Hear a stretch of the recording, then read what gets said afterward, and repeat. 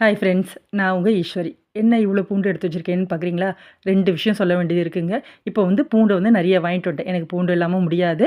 இப்போ இது பனிக்காலம் இல்லையா? அதனால உதுர்த்தும் வச்சுக்கிட்டேன். இப்போ இந்த பூண்டுலாம் பாருங்களேன், இந்த சொத்த போல இருக்குல்ல, இதெல்லாம் எடுத்துட்டு வெயில் வரப்போ காய வச்சு எடுத்து வச்சா ரொம்ப நாளைக்கு வரும். சரி, என்ன விஷயம் அப்படின்னா, இந்த பூண்டு தோலெல்லாம் நான் உரிச்சு எடுத்து வச்சுருக்கேன். ஏன்னா, அந்த பூண்டு தோலை வச்சு தான் நான் தலகாணி செஞ்சு காட்ட போறேன். அது எதுக்கு நன்மை அப்படின்னா, அது மூலம் இருக்கவங்க தலகாணி போட்டு உட்கார்ந்தா, மூலம் வரத்துக்கு முன்னாடியே அது தடுக்கும்னு சொல்றாங்க. இன்னொன்னு மூச்சு இப்ப இனிமே மூச்சு பிரச்சனை இருக்கும் இல்லையா? அவங்களுக்கு சளி அதிகமா இருக்குன்னா, தலைக்கு வச்சு படுக்கலாம். எவ்வளோ பூண்டு வாங்குறீங்களோ, அதுக்கேத்த தோலெல்லாம் இது போல தூக்கி போடாம சேர்த்து வச்சு சின்ன சின்னதா தைக்கலாம். இல்லைனா பெருசா கூட தச்சுக்கலாம். எவ்வளோ தோல் இருக்கோ அத வீணா போடாம நம்ம எடுத்து வச்சுக்கலாங்க. இதுல இன்னொரு விஷயம் என்னன்னா, நான் தஞ்சாவூர்னு உங்களுக்கு சொல்லிட்டேன். தஞ்சாவூர் பழைய பஸ் ஸ்டாண்டில நான் 1 கிலோ பூண்டு வாங்கினேன். ரூ. 150. இது தெரியணும் உங்களுக்கு இன்ஃபர்மேஷனுக்காக. ஏன்னா 2 இடம் தேடி வாங்கலாம். அதுக்காக தான் சொல்றேன். சரி, ரயிலடி பக்கமா ஒரு வேலை இருந்தது. போனோம். 2டே ஸ்டப்பிங் தாங்க. அங்க போனா ரூ. 80 விக்கிறாங்க இதே பூண்ட. எப்படி டபுள் உங்களுக்கு தெரியுதா? டபுள்ல. சரி விடுங்க. இத விசாரிச்சு வாங்கிக்கங்க. இது போலயும் ஏமாத்துறாங்க. அதுக்காக சொல்ல வந்தேன். இப்ப இந்த தோல் பாருங்க. தோல இப்படி அந்த கப்பிலாம் இருக்குல்ல, அதெல்லாம் நீக்கணும். இன்னும் நீக்க வேண்டியது இருக்கு, காட்டுறேன். இப்போ வேஸ்ட்டான பனியன் இருக்கு இல்லையா? பிள்ளைங்களோட டீ-ஷர்ட்டோ, பனியனோ இருந்தா, இது போல மேல கை இருக்கு இல்லையா? அந்த சைடு வரைக்கும் இப்படி கட் பண்ணிக்கங்க. கட் பண்ணி எடுத்துக்கலாம்.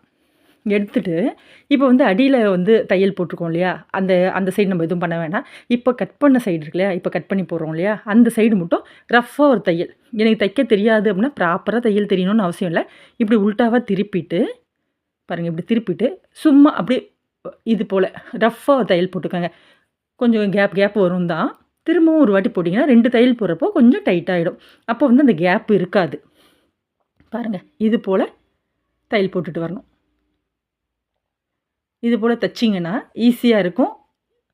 கொஞ்சம் கேப் இருக்கா போல இருக்கும். ஆனா திரும்பவும் ரிட்டர்ன்ல இன்னொரு வாட்டி தையல் போட்டிங்கன்னா, அப்படியே அந்த ஓட்டெல்லாம் அடைஞ்சிருங்க. அதுபோல தையல் போட்டுட்டு நம்ம திருப்பிக்கலாம்.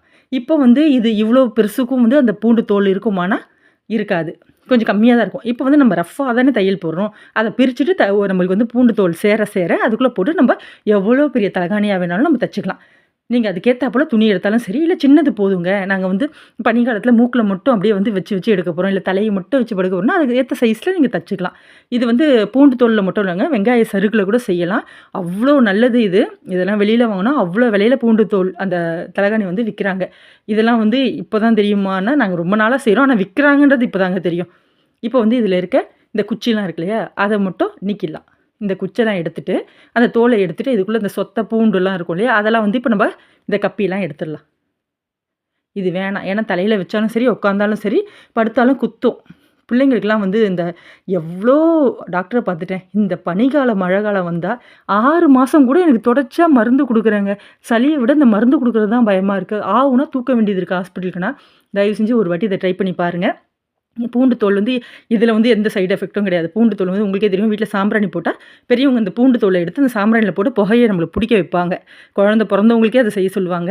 தலைலாம் குளிச்சுட்டு வந்தா சாம்பிராணி போடுறப்போ அந்த பூண்டு தோல்லாம் போடுவாங்க. நம்ம வீட்ல பார்த்துருக்கோம் இல்லையா? பாட்டி வைத்தியத்தில இதெல்லாம் கண்டிப்பா இருக்கும். எங்க வீட்ல தொடர்ச்சியா எங்க அம்மா இத செய்வாங்க. இப்ப பாருங்க, இந்த பூண்டு தோல் எனக்கு இவ்வளோ தான் வந்திருக்கு. ஃபுல்லா தலகாணி ஃபுல்லா போட்டாச்சா? இப்ப என்ன பண்ண போறேன்னா, பாருங்க உள் பக்கமா இப்படி மடிச்சுட்டு, மேல எவ்வளோ இருக்கோ அந்த அளவுக்கு எம்மிங் பண்ணிடலாம். அதுவும் ரஃப்பா தையல் போட்டுக்கலாம். ஏன்னா நம்மளுக்கு பூண்டு தோல் சேர சேர மேல இருக்க தையல பிரிச்சுட்டு நம்ம உள்ள கூட இன்னும் வைக்கலாம். அதுக்கேத்தாப்புல துணி எடுத்திருக்கேன். நான் பனியன் கிளாத்லயே அது இழுத்தம் குடுக்கும். இப்ப பாருங்க, நான் மடிச்சுட்டேன். இந்த அளவு தான் எனக்கு இருந்தது. இதுக்கப்புறம் சேர்றப்போ நான் என்ன பண்ணுவேன், பிரிச்சுட்டு திரும்பவும் உள்ள வச்சுருவேன். இப்போ இல்ல நான் சின்ன சைஸ் தான் தைக்க போறேன்னா, உங்களுக்கு இது ரொம்ப ஈஸி தாங்க.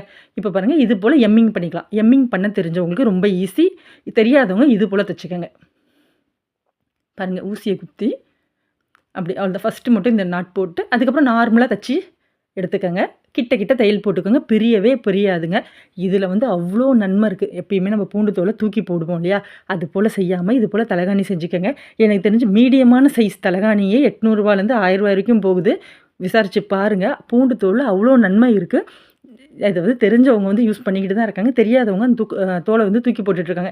இனிமே அப்படி செய்ய வேணாம். எனக்கு தெரியும் இல்லையா? அதனால தான் உங்களுக்கு நான் இத ஷேர் பண்றேன். உங்களுக்கும் இது யூஸ்ஃபுல்லா இருக்கும்னு நினைக்கிறேன். இந்த பனிக்காலத்துக்கு கண்டிப்பா இது யூஸ் ஆகுங்க. நீங்க இத தலைக்கு மட்டும் இல்லங்க, உட்காரவும் செய்யலாம். எவ்வளோ பெரிய தலகாணி வேணாலும் நீங்க செஞ்சுக்கலாம். செஞ்சுட்டு உட்கார செய்யலாம். வயசானவங்களுக்கு தலைக்கு தரலாம். இங்க பாருங்க, எம்மிங் பார்த்தீங்களா? அவ்வளோதான். இந்த அளவுக்கு அப்படியே போட்டு அழுத்தணும்னு அவசியம் கிடையாது. பச்சை பிள்ளைங்களா இருந்தா அவங்க தலைக்கு இத குடுங்க. இந்த நீரெல்லாம் அது இழுக்கும்.